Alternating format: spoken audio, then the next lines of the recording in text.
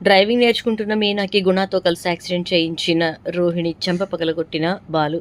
ఇదంతా ఎలా జరిగిందో వీడియో ద్వారా చూసేద్దాం. ఎక్కడ వీడియో స్కిప్ చేయకండి, చివరి వరకు చూడండి, పూర్తిగా మీకు అర్థమవుతుంది. వీడియోని లైక్ చేయడం, షేర్ చేయడం మర్చిపోకండి. మీ లైక్ షేర్ మాకు మంచి సపోర్ట్ మరియు ఎంకరేజింగ్గా ఉంటుంది. ఇక మొత్తం మీద చూసుకున్నట్లయితే కనుక కామాక్షి తన మేనకోడలికి పెళ్లి చూపులు ఏర్పాటు చేస్తే నగలన్నీ వేస్తూ ఉంటే మొత్తం వేసే పెద్దమ్మ అని మొత్తం నగలు వేసేసుకున్నటువంటి సుందరి అయితే ఇక చాలా బాగున్నాను కదా పెద్దమ్మ అని చెప్పారంటే, చాలా చక్కగా ఉన్నావే, నాకు పిల్లలు లేనందుకు నీలోనే నా కూతురిని చూసుకున్నాను నేను అని చెప్పని అంటూ ఉంటుంది. ఇక ఈలోపు ఇక్కడేమో బాలు వాళ్ళు సుందరి పెళ్లి చూపుల కోసం వస్తారు.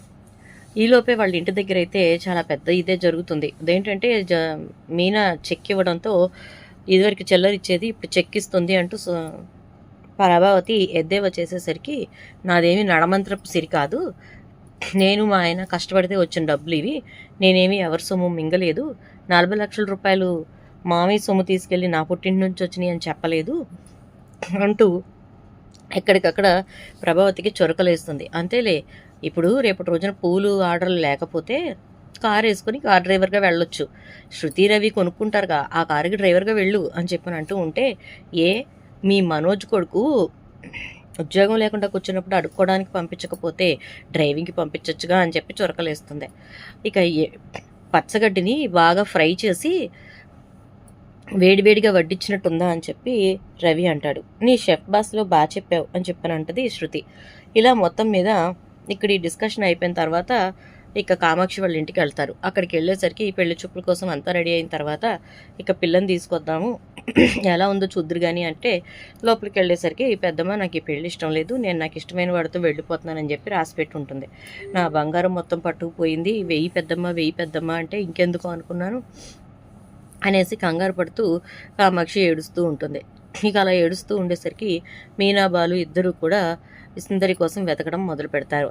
ఇంకా ఎంత వెతికినా తన గురించి ఏమీ తెలియదు. ఇక తన ఫ్రెండ్ దగ్గరికి, అంటే హాస్టల్లో ఉండే తన ఫ్రెండ్ దగ్గరికి వెళ్ళి అసలు సుందరి ఎవరినైనా ప్రేమించిందా ఏంటి అంటే ఇక తను కొన్ని డీటెయిల్స్ చెప్తుంది. ఆ డీటెయిల్స్ ప్రకారం ఇక తను ఎక్కడుందా ఏంటా అని చెప్పేసి వెతుక్కుంటూ వీళ్ళిద్దరూ తిరుగుతూ ఉంటారు. ఈలోపు ఇక్కడ మాణిక్యం ఇంట్లో తన మేనల్లుడే కదా సుందరిని ప్రేమించింది, వాడు వెళ్ళిపోయాడని తెలిసి వాళ్ళు కంగారు పడుతూ ఉంటారు. సరే, నేను ఆ పిల్ల వివరాలు ఏంటో కనుక్కొని వస్తానని ఇక ఇదివరకు తను ఒక హాస్టల్ దగ్గర కనిపించాడు కదా, అక్కడికి వెళ్ళి ఇంకా ఈ అబ్బాయి గురించి అని చెప్పి ఎంక్వైరీ చేసేసరికి అక్కడ క్లియర్గా ఒక విషయం తెలుస్తుంది. అదేంటంటే సుందరిని తను ప్రేమించాడని చెప్పి. సరే, వాళ్ళ ఇంటి వివరాలు ఇమ్మంటే బాలు వాళ్ళ ఇంటి వివరాలు ఇచ్చేసరికి ఇక అక్కడికి వెళ్ళి ఇదేంటి వీళ్ళింటి వివరాలు దొరికాయి, కామాక్షి వాళ్ళ ఇంటి వివరాలు ఇస్తారు. కామాక్షి వాళ్ళ ఇంటి దగ్గరికి వెళ్తాడు. వెళ్ళిన తర్వాత మాణిక్యం కామాక్షి వాళ్ళతో మాట్లాడుతూ, మా అమ్మాయి ఇలా చేస్తుందని, మా అబ్బాయి ఇలా చేస్తాడని అనుకోలేదండి అంటే, మేము మా అమ్మాయి ఇలా చేస్తుంది అనుకోలేదు, బోలుడు నగలు పట్టుకుని వెళ్ళిపోయింది అని చెప్పని అంటూ ఉంటుంది కామాక్షి. ఏంటి, నగలు పట్టుకుని వెళ్ళిపోయిందా అంటే, అవునండి, నా బంగారం మొత్తం దానికే వేశాను, పట్టుకుని వెళ్ళిపోయింది అది అని ఏడుస్తూ ఉంటుంది. ఇంకప్పుడు అయ్యయ్యో ఇంత పని చేసిందేంటి, వీళ్ళకి ఏదైనా ఇష్టం లేకపోతే లేదు అని చెప్పి చెప్పాలి కదండి, చెప్పకుండా వీళ్ళేంటో ఈ పిల్లలు, నాకు అస్సలు అర్థం కాదు అని చెప్పి మాణిక్యం అంటాడు. అన్న తర్వాత మిమ్మల్ని ఎక్కడో చూసినట్టుందండి అంటుంది కామాక్షి. నాకు మిమ్మల్ని ఎక్కడో చూసినట్టుంది కానీ గుర్తు రావట్లేదు అంటూ ఉండగానే ఇక బాలు లోపలికి వస్తాడు. వచ్చేసరికి అత్త అంటూ వస్తే, చెప్పు బాలు అని చెప్పని అంటుంది. బాలునా అని కంగారు పడుతూ ఉంటాడు మాణిక్యం. లోపలికి వచ్చినటువంటి బాలు, ఏంటి మాణిక్యం ఇక్కడున్నాడు, ఏంటి మలేషియా మామ ఇక్కడున్నావు అని చెప్పని అంటే, అది కాదు బాలు, అదే ఇప్పుడు మన సుందరి వెళ్ళిపోయిందే వీళ్ళ మేనల్లుడితోనేనంట అనగానే, అదేంటి మలేషియా మామ, నీకు మేనగోడలు రోహిణి కాక మేనల్లుడు కూడా ఉన్నాడా అంటే, ఉన్నాడు అంటే, మరి అప్పుడు రోహిణికి చుట్టాలు ఉన్నట్టేగా, ఇక్కడ ఎవరూ లేరంటదేంటి అని చెప్పానంటే, ఈ వీడు నాకు నా భార్య తరపు నుంచిలే అని చెప్పి చెప్తాడు. ఇక ఏం జరిగింది ఏంటి అంటే, మాట్లాడుకున్న తర్వాత వీళ్ళు ఎక్కడున్నారో ఏంటో వెతుకుదాము కనిపెడదామని చెప్పని అనుకుంటారు. ఇంక ఇలా అనుకున్న తర్వాత ఈలోపు బాలు అయితే వాళ్ళ గురించి కొంచెం కొంచెం ఇన్ఫర్మేషన్ తెలిసింది, వాళ్ళు ఎక్కడికి వెళ్ళే ఛాన్స్ ఉందో తెలుసుకుంటాను అని చెప్పేసేసి అంటాడు. అన్న తర్వాత ఇంకా ఇంటికి వచ్చేస్తారు. సుందరిని వెతకడం మొదలు పెడతారు. పోలీస్ కంప్లైంట్ కూడా ఇస్తారు. పోలీసులు వెతుకుతూ ఉంటారు.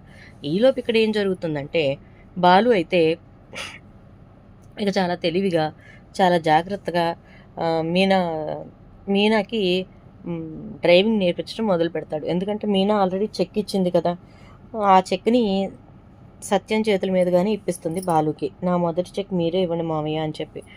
ఇక స్కూల్లో నువ్వు ఇప్పుడు డ్రైవింగ్ నేర్చుకుని ఏం చేస్తావు మీనా అంటే, ఆడపిల్లలు డ్రైవింగ్ నేర్చుకోవటానికి వస్తారు కదండి, వాళ్ళకి నేను నేర్పిస్తాను అని అంటే, మంచి ఆలోచన మీనా, నిజంగా నువ్వు చాలా గ్రేట్.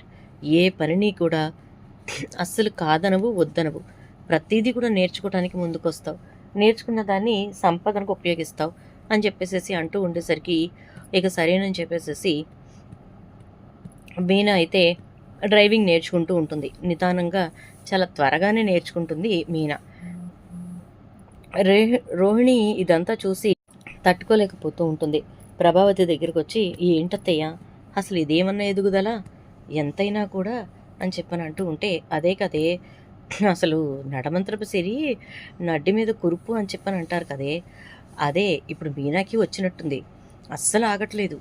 ఆ ఫాస్ట్గా డ్రైవింగ్ కూడా నేర్చేసుకుంటుంది. ఆడవాళ్ళందరికీ నేర్పించేసి ఈవిడ గారు లేడీ డ్రైవింగ్ స్కూల్ టీచర్ అయిపోవాలని అంటూ ఉంటే, మీరు అలా ఆలోచిస్తున్నారు, కానీ ఇళ్లలో ఉండే ఆడవాళ్ళు ఎక్కువగా డ్రైవింగ్ నేర్చుకోవడానికి వస్తారు. అప్పుడు మీనాకు ఆదాయం పెరిగిపోతుంది. ఇంకా మీ మాట ఏం వింటుంది అని చెప్పని అంటూ ఉండేసరికి, నిజమే, అది కూడా వాస్తవమే అని అంటూ ఇక సరే అయితే ఏం చేయాలో ఏంటో నేను ఆలోచిస్తానులే అని చెప్పేసి అనుకుంటూ ఉంటుంది. నేను ఆలోచిస్తాను అత్తయ్య, మీరు కంగారు పడకండి అని చెప్పి ఇక రోహిణి గబగబా వెళ్తుంది గుణ దగ్గరికి. చెప్పు రోహిణి అని చెప్పని అంటే, నాకు ఒక పని చేసి పెట్టాలి, అది కూడా నీ శత్రువు మీద నీకు పగ తీర్చుకునే అవకాశం అనగానే, ఏంటి నా శత్రువు మీద నాకు పగ తీర్చుకునే అవకాశమా, ఏంటి రోహిణి అది, ఎవరి గురించి మాట్లాడుతున్నావు అంటే, ఇంకెవరు మీనా అంటుంది. మీనానా, ఏంటి చెప్పు. మీనా గురించి అయితే నీకు ఏ హెల్ప్ చేయటగానే నేను సిద్ధంగా ఉంటాను అని అంటాడు. అనేసరికి మీనా వాళ్ళ ఆయన కొత్తగా పెట్టిన డ్రైవింగ్ స్కూల్లో లేడీ డ్రైవింగ్ టీచర్గా తయారవుతోంది. అంటే తను డ్రైవింగ్ నేర్చుకుంటూ రెడీ అవుతోంది కాబట్టి, ఇప్పుడు నేర్చుకునే స్టేజ్లో ఉంది కాబట్టి యాక్సిడెంట్ అయినా కూడా పెద్దగా ఇబ్బంది ఉండదు. కాబట్టి యాక్సిడెంట్ చేస్తే కాళ్ళు విరిగిపోవాలి, అది మళ్ళీ ఇంకొకసారి డ్రైవింగ్ అని చెప్పి కార్ డ్రైవింగ్కి వెళ్ళకూడదు అని అనేసరికి, సరే అయితే నేను చూసుకుంటాను, ఎక్కడ నేర్చుకుంటోంది అని చెప్పానంటే, మా ఇంటి దగ్గర గ్రౌండ్ ఉంది కదా, అక్కడే మంచి పర్మిషన్స్ అన్నీ తెచ్చుకున్నారులే అని అంటే, నేను చూసుకుంటాగా అని చెప్పేసి అంటాడు. ఇక మీనాకి స్టీరింగ్, బ్యాలెన్సింగ్ మొత్తం అంతా వస్తుంది. దాంతో ఇక బాలు అయితే చాలా జాగ్రత్తగా మీనాని గ్రౌండ్లో వదులుతాడు. ఆ రోజున వదిలేసరికి మీనా చక్కగా రౌండ్స్ వేస్తూ ఉంటుంది. ఈలోపు బాలుకి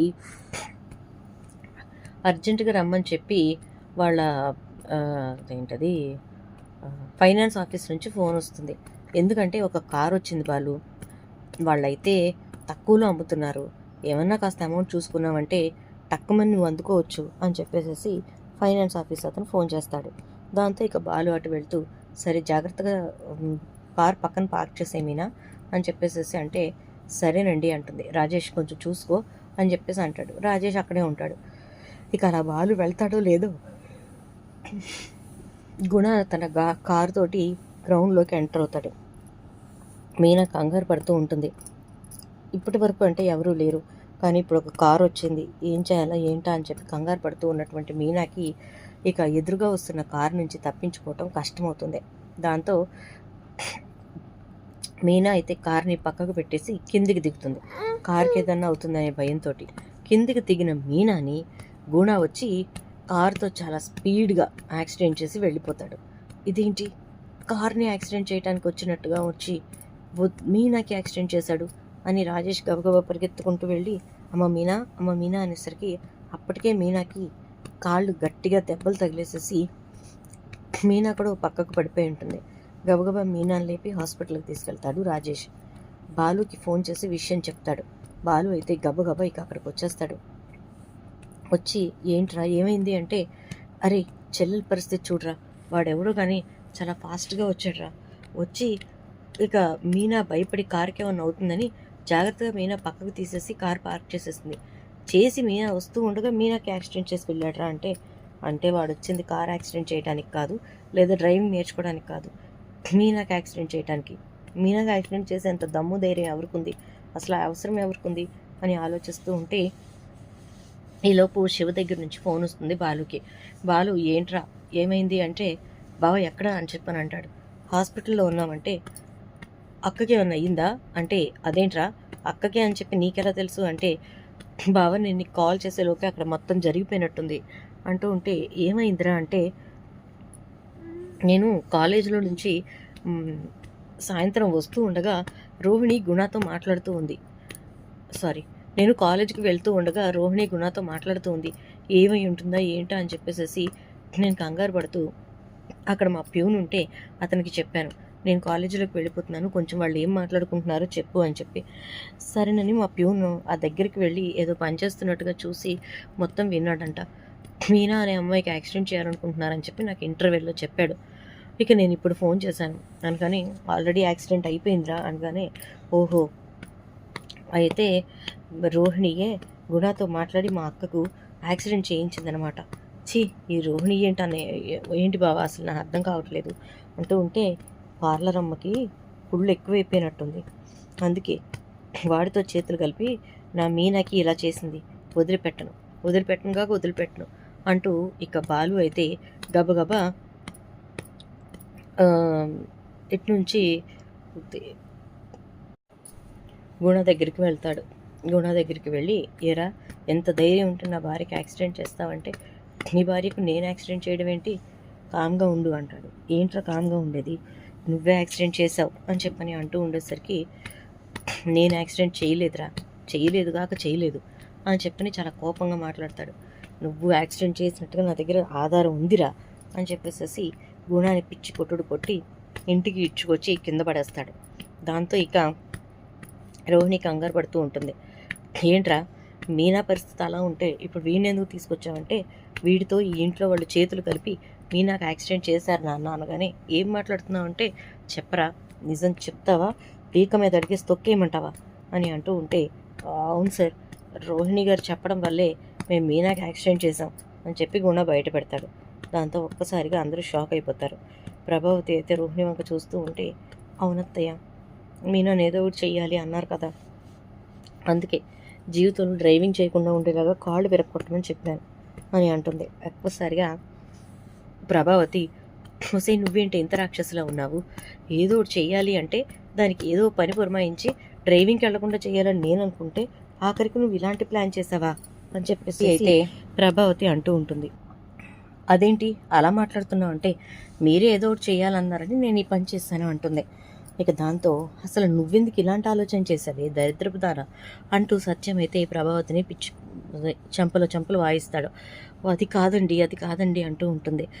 ఇక దాంతో ఎదగటం చూడలేని వాళ్ళు ఇలాగే ఉంటారు మావయ్య, ఇలాగే ఉంటారు, ఇంకా ఎంతకాలం నన్ను ఇలా అణిచేయాలని చూస్తారు, అసలు నాకు అర్థం కావట్లేదు, నేనేం చేశాను మీకు, ఏం ద్రోహం చేశాను మీకు అని చెప్పేసి చాలా బాధపడుతూ ఉంటుంది మీనా. ఈలోపు బాలు, చూడు మీనా, ఎవరు ఎన్నన్నా ఏం చేసినా సరే నీలో ఉన్న పట్టుదలని మాత్రం నీరు గార్చకు, నేను నీకు డ్రైవింగ్ నేర్పించి తీరుతాను, నువ్వు మన డ్రైవింగ్ స్కూల్కి వచ్చే ఆడవాళ్ళందరికీ డ్రైవింగ్ నేర్పిస్తావు, ఇందులో ఎలాంటి సందేహం లేదు, ఇప్పుడు ఇలా చేసినందుకైనా ఖచ్చితంగా నీతోటి నేను డ్రైవింగ్ నేర్పించేలా చేస్తాను అని అంటాడు బాలు. పట్టుదలంటే అలాగే ఉండాలి బాలు అంటుంది శృతి. ఇక రవి కూడా, చిచి, నీలో ఉన్న మానవత్వం, మనిషి అనేటటువంటి ఇది మొత్తం పోతుందమ్మా, నీతో ఉండాలంటే కూడా భయం వేస్తోంది ఈరోజు ఇదంతా చూసిన తర్వాత అంటూ రవి వెళ్ళిపోతాడు. ఇక బాలు రోహిణి దగ్గరికి వచ్చి రోహిణి చెంప చెడ్డును పగలగొట్టి, ఛీ, నువ్వు అసలు మనిషివేనా, నువ్వు అసలు ఆడదానివేనా, సాటి ఆడది బాధపడుతూ ఉంటే ఏం మాత్రం కూడా నీలో చలనం లేకుండా కూర్చున్నావు, అసలు నేనేమనాలో కూడా నాకు అర్థం కావట్లేదు అంటూ ఉండేసరికి ఇక రోహిణిని కొడుతూ ఉంటే, రే ఎందుకురా నా భార్యను కొడతావు అంటాడు. ఒరే సిగ్గులేని చవట సన్నాసి, నీకు అసలు అర్థమవుతుందా ఇక్కడ ఏం జరుగుతుందో, నీ పెళ్ళాం ఏం చేసిందో తెలుస్తుందా, నేను కూడా నీకు కారు పెట్టి యాక్సిడెంట్ చేస్తాను రా, కాళ్ళు విరిగిపోయేలా చేస్తాను, అప్పుడు తెలుస్తుంది ఆ బాధ ఏంటో, లేదా నీ పెళ్ళానికి చేస్తాను అప్పుడు తెలుస్తుంది ఆ బాధ ఏంటో అని చెప్పని అంటూ ఉంటే, క్షమించు బాలు అని చెప్పి రోహిణి అంటూ ఉంటుంది. చిచి, క్షమాపణ అనే మాట కూడా అసలు నీ దరిదాపుల్లోకి రానివ్వకూడదు తెలుసా, నీలాంటి దాన్ని అస్సలు క్షమించకూడదు అని చెప్పేసి అంటూ ఉండేసరికి ఇక ఏం మాట్లాడాలో ఏంటో అర్థం కాని పరిస్థితుల్లో సైలెంట్ అయిపోతుంది ఇక రోహిణి అయితే. ఈలోపు ఇక మీనాని జాగ్రత్తగా రూమ్లో పడుకోబెట్టిన తర్వాత బాలు అయితే కిరాయికి వెళ్ళొస్తాడు. వెళ్ళొచ్చాక మీనాకి సేవలు చేసుకుంటూ ఉంటాడు. అలా ఇటు నుంచి డ్రైవింగ్ స్కూల్ చూసుకుంటూ, అటు నుంచి కిరాయిలు చూసుకుంటూ, ఇటు మీనాకి సేవలు చేసుకుంటూ బాలు అయితే చాలా ఇబ్బంది పడుతుంటే సత్యం, చి దరిద్రపు దాన, నీ మూలనే ఇదంతా, ఇప్పుడు వంట చేసి అంట్లు తోమి అటునుంచి బట్టలు వాష్ చేసుకొని అన్ని పనులు ఒకదాని తర్వాత ఒకటి చేసుకో. మీనా కాళ్ళు విరక్కొట్టింది కదా నీ కోడలు, కాబట్టి ఇద్దరూ కలిసి పనులు చేయండి. ఇంట్లో ఏది తక్కువైనా ఎవరికి ఏది తగ్గినా ఊరుకునే ప్రసక్తి లేదు అని చెప్పని అంటూ ఉంటే, కాళ్ళేం విరక్కోట్లేదండి, దెబ్బలు తగిలాయి, కొన్ని రోజులకు లేచి తిరుగుతుంది అని అంటే, ఆ కొన్ని రోజులు మాత్రమే కాదు, ఎప్పటికీ మీనా ఏ పని చేయదు. డ్రైవింగ్ స్కూల్ చూసుకుంటుంది, తన పూల వ్యాపారం చూసుకుంటుంది, అంతే. గట్టి పరిస్థితుల్లోనూ మీనా ఏ పని చేయదు, అర్థమైందా అని చెప్పేసి చాలా కోపంగా మాట్లాడతాడు ఇక సత్యమైతే. దాంతో ఇక ఏం మాట్లాడలేని పరిస్థితుల్లో, ఏం చేయాలో అర్థం కాని పరిస్థితుల్లో ఇక ప్రభావతి తన పంతం చేసుకుంటూ ఉంటుంది. ఈలోపు ఇక మీనా త్వరగానే కోలుకున్నటువంటి మీనా డ్రైవింగ్ స్కూల్కి వెళ్ళటం, అక్కడికి వచ్చినటువంటి వాళ్ళందరికీ కూడా డ్రైవింగ్ నేర్పించడం మొదలు పెడుతుంది. ఒక రకంగా బాలు అయితే మీనా పూలు అమ్మేసి 10 గంటలకల్లా వచ్చేసేసరికి ఇక 10 గంటల నుంచి డ్రైవింగ్ స్కూల్ మీనాకు అప్పచెప్పేసి బాలు కిరాయిలకు వెళ్ళిపోవటం మొదలు పెడతాడు. 10 గంటల వరకే వీళ్ళు పెట్టుకున్న స్లాట్స్ కాస్త 11 నుంచి 1 గంట వరకు మరో 2 స్లాట్లు పెరుగుతాయి. ఆ 2 స్లాట్స్లో లేడీస్కి నేర్పించడం మొదలు పెడుతుంది మీనా. మళ్ళా తర్వాత 3 to 5 3 గంటల నుంచి 5 గంటల వరకు ఇంకొక 2 స్లాట్లు పెడతారు. వాటిల్లో కూడా లేడీస్కి నేర్పిస్తూ ఉంటుంది. ఒక రకంగా చెప్పాలంటే చెల్లెమ్మే ఎక్కువ సంపాదిస్తుంది మనకంటే అంటాడు రాజేష్. సంపాదన ముఖ్యం కాదన్నయ్య, మనం మొదలుపెట్టిన పనిని ఎంత పర్ఫెక్ట్గా చేసుకున్నామో అనేది ముఖ్యం అనగానే 4 స్లాట్లు మనం నేర్పించేది నెల రోజులు, నెలకి ఒక్కొక్కరి దగ్గర 10,000 తీసుకుంటున్నాం కదా, సో చెల్లెమ్మకి 40,000 వస్తాయి అని అంటే, ఇంకొక అమ్మాయి నా దగ్గర నేర్చుకుంది కదా, తను కూడా డ్రైవింగ్ నేర్పిద్దాం అనుకుంటుంది అంటే, కానీ మన దగ్గర కార్లు లేవు కదా అని అంటే, అదే నేను ఆలోచిస్తున్నాను. ఇప్పుడు ఆల్రెడీ మనం ఒక కారు తీసుకున్నాం కాబట్టి ఆ ఎక్సెస్ కార్ని దీనికోసం ఉపయోగిస్తున్నాం. అందులో వచ్చేటటువంటి మనీ దానికి అది కట్టుకుంటుంది అనుకోండి. అలాగే ఇంకొక చిన్న కారు తీసుకోండి, దానికి తక్కువ అమౌంట్లో ఉండే కారు తీసుకుంటే డ్రైవింగ్ స్కూల్కి వారెండింటిని పెట్టేయచ్చు. మీరు ఉదయం పూట కూడా కిరాయిలకు వెళ్ళిపోవచ్చు అని అంటే, పూల వ్యాపారం దెబ్బతింటుంది మీనా అని అనగానే, దెబ్బ తినదండి, నాకంతా ఆన్లైన్ అయిపోయింది కదా, సో ఇప్పుడు పూలు డెలివరీ ఇవ్వడానికి వెళ్ళి వచ్చేసిన తర్వాత నేను నా పని చూసుకుంటాను, మీరేం కంగారు పడక్కర్లేదు, ఆ అమ్మాయి తనకి జీతం ఇస్తే చాలంటోంది అని చెప్పానంటే, సో ఆ అమ్మాయి కూడా ఒక 4 స్లాట్లు నేర్పిస్తే 40,000 వస్తాయి, తనకి ఒక 10,000 జీతం ఇచ్చినా కూడా మనం 10,000 కార్కి కట్టుకున్న 20,000 మిగులుతాయి అంటూ మీనా చెప్తున్న లెక్కలు విని, నిజంగా ఖజానా నింపాలంటే ఇలాంటి పెళ్ళాలు ఉండాలి రాజేషు అని అంటాడు బాలు. ఇక అలా మొత్తం మీద బాలు మీనా ఎదుగుతూనే ఉంటారు తప్ప, ఎవరెన్ని చేసినా, ఎన్ని ఇబ్బందులు పెట్టినా, ఎన్ని ఆటంకాలు తీసుకొచ్చినా అస్సలు ఎట్టి పరిస్థితుల్లోనూ అసలు బెదరరు, చెదరరు. చూద్దాం మరి రాబోయే ఎపిసోడ్స్లో ఏం జరుగుతుందో. వీడియో నచ్చితే లైక్ చేయండి, వీడియోని షేర్ చేయండి, ఛానల్ సబ్స్క్రైబ్ చేసుకోండి, పక్కనే బెల్ ఐకాన్లో ఆల్ ట్యాప్ చేయడం మాత్రం మర్చిపోకండి. Thank you.